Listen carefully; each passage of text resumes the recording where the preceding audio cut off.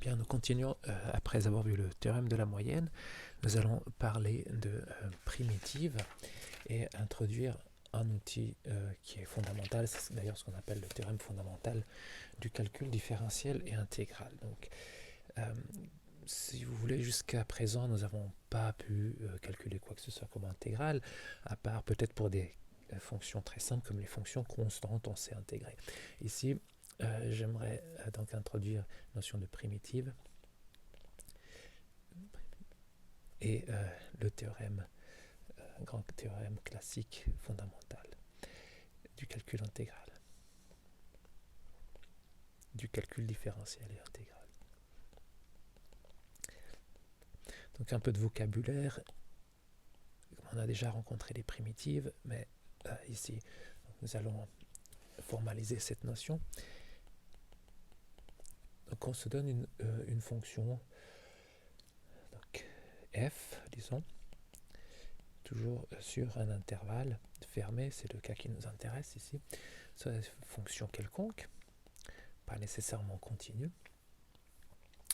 Et on dit que g, disons, j'ai donc une fonction aussi définie sur cet intervalle et une primitive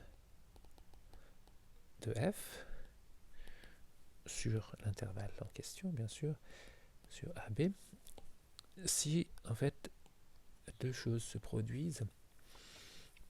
Donc, si premièrement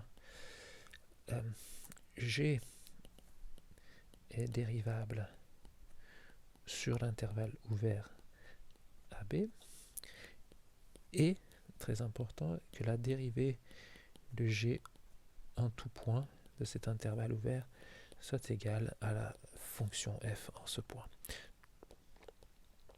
Première chose. Et deuxièmement, g doit être continu.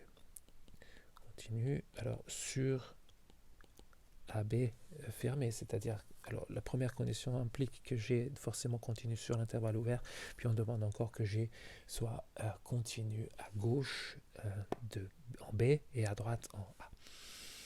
Et donc la remarque importante à faire ici, remarque, si nous avons deux primitives de la même fonction, alors elles diffèrent par une constante. Donc si g et h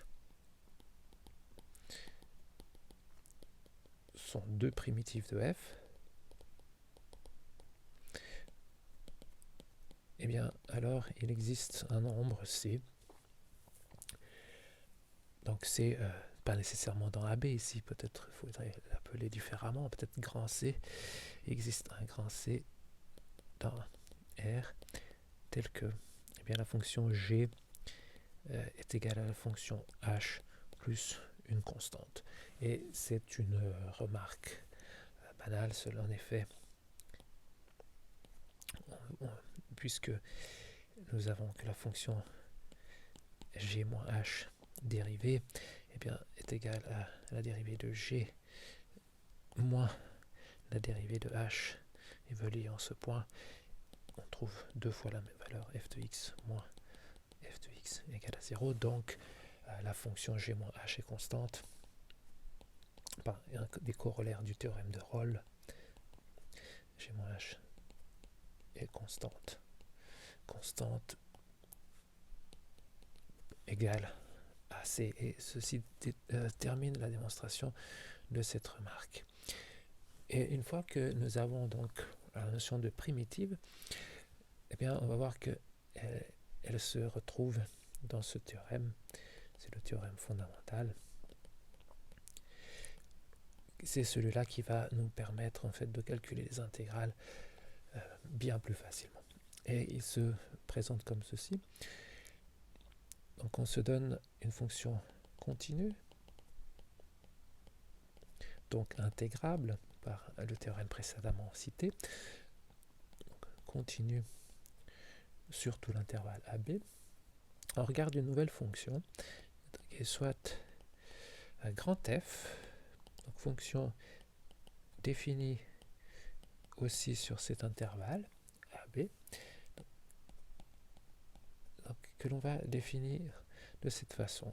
Donc on pose f de x, eh bien c'est égal à l'intégrale de a à x de f de t dt. Alors ici je change la lettre pour l'intégration puisque j'ai déjà utilisé la lettre x pour en fait remplacer b, la borne du haut, par ce x. Donc c'est une fonction donc, qui a fait tout son sens puisque la fonction est intégrable entre a et x par un résultat précédent, et cette fonction-là est une primitive. F est une primitive. Alors, donc c'est le point. Pardon, ici je vais finir la phrase, ou plutôt dire alors f est une primitive de petit f. Sur, bien sûr, l'intervalle fermé AB. Et démonstration, donc je vais juste donner l'idée de la démonstration de pourquoi donc nous avons que la dérivée coïncide avec f. On va démontrer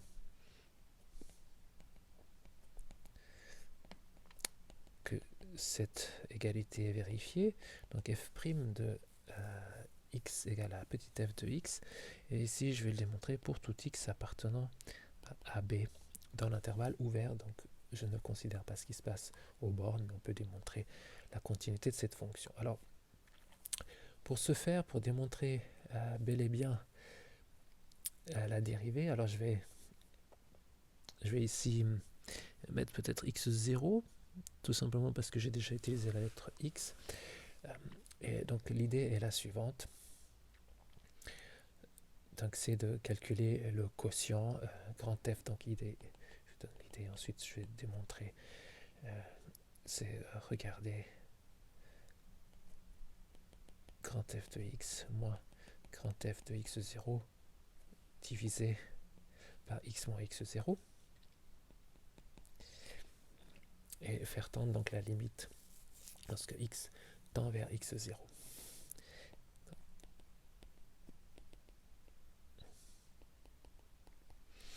Alors, ça c'est la définition de la dérivée en fait au point x0. Et donc pour ce faire, on peut utiliser le théorème de la moyenne. Donc d'après le théorème de la moyenne,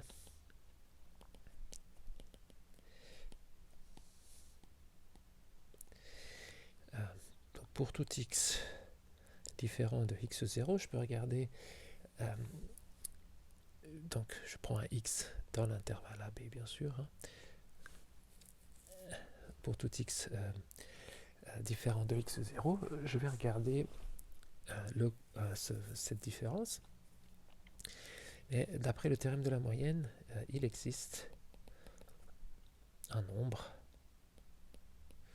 que je vais appeler C, ou C de x, puisqu'il dépend fortement de x, compris entre x et x0, tel que, eh bien, je vais le dire sous cette forme-là. Je vais dire l'intégrale entre x0 et x de f de t dt est égal à ce f de c de x fois la largeur de l'intervalle x moins x0. Alors ici, j'ai supposé que x est plus grand que x0. Et le cas x est plus petit que x0 est analogue. Donc, cette inégalité permet d'écrire, ou permet la chose suivante, c'est que nous observons ici peut-être aussi qu'est-ce que c'est que ça? Eh bien, il s'agit de f de x moins f de x0. Puisque f de x c'est l'intégrale de a à x, f de t dt, et puis ici nous avons l'intégrale de a à x0, f de t dt. Très bien, donc de ce fait nous obtenons que alors la fonction donc f évaluée en x dont la fonction f évaluée en x0 divisé par la longueur de l'intervalle, x moins x0, bien, est égal à justement 1 sur x moins x0 fois cette intégrale-ci, et qui vaut f de c de x. À présent, nous pouvons faire tendre x vers x0. Et qu'est-ce qui se passe ici? Eh bien, nous utilisons donc la continuité. Donc ici, je peux écrire limite lorsque x tend vers x0 de f de c de x. Et ici, parce que f est continu, je peux dire que comme c de x tend vers x0, eh bien, nous pouvons affirmer que nous avons donc f de x0, ce qui démontre, c'est-à-dire que f' de x0 égale à petit f de x0 pour tout x0 dans l'intervalle ouvert AB. C'est ce que nous voulions démontrer. Voilà. Puis dans la prochaine vidéo, nous allons donner des exemples, mais un corollaire, peut-être avant d'arrêter la vidéo ici, c'est que si G est une primitive de f,